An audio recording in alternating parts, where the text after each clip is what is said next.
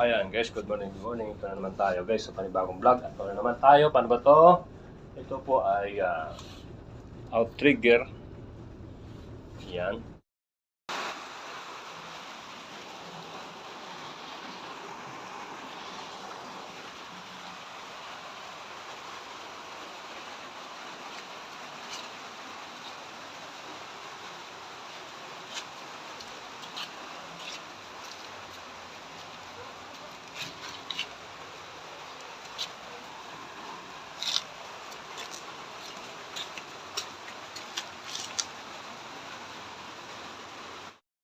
Saan ba yung ginagamit? Mostly ginagamit yan sa guys sa trimaran. Yan po ay displacement ng kawayan. So, para more safety. So, ano ba to? Made of ano to? In actual guys, made of plywood na 1/4 na Santa Clara. So, ano bang size niyan guys? So, ito guys ay model lang guys. Karton. So, ayan o. 8 meters yung pinakahaba niyan guys. 19 cm to. Yung wide sa taas. Sa gilid, 27 cm. Kabilaan, ganun. Tapos sa ilalim guys, 6 cm. So, ang kakabitan ng plywood na itong 27 cm guys is 1/2 by 2 inches. So, dyan kakapit yung plywood. Ito. So, meron din yung guys dito sa gilid dito na 1/2 by 1 inch na kahoy para pagpakuan ito at pagpakuan din ito. Tapos may mga trusses para tumibay. So, pwede rin niyang gawan, lagyan guys ng sa loob ng yung pourable foam, yung ini-spray para mas lalong malutang siya. Pwede mo ilagay sa loob.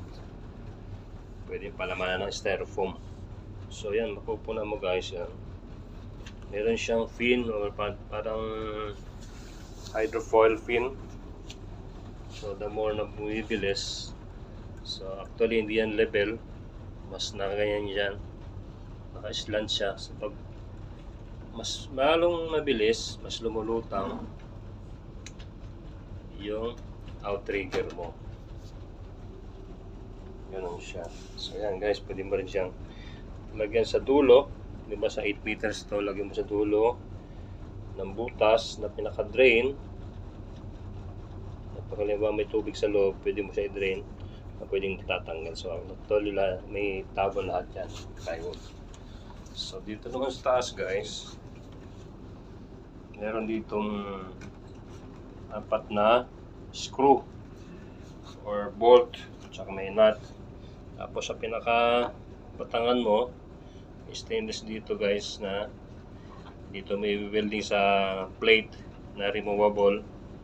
Pag ilagay mo dyan, tanggalin mo yung pinaka nut, tapos ilagay mo rin dito, tapos i-fix mo na.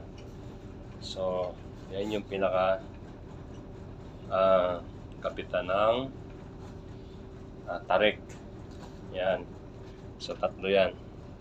Sa 8 meters, tatlong ganito. So, style ng paraw.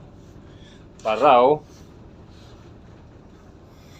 with outrigger na plywood para more safer. So, like trimaran. Yan, ganyan siya guys. So, yan siya guys, oh. Mas lamang siya. So, at para tumibay yan guys, kailangan reinforce yan ng fiberglass. Buong palibot yan. Kahit dito rin. So, dito rin kailangan din may kahoy dito. Nakakapitan ng plywood. So, para siyang bangkang maliit din. Pero outrigger na siya guys ha. So, ang balance ng bangka ng paraw ng sailboat with engine ay maganda. Hindi basta-basta lulubog. o tataob kasi malaki na yung outrigger mo. So ganun lang guys. Ano ba concept ng outrigger?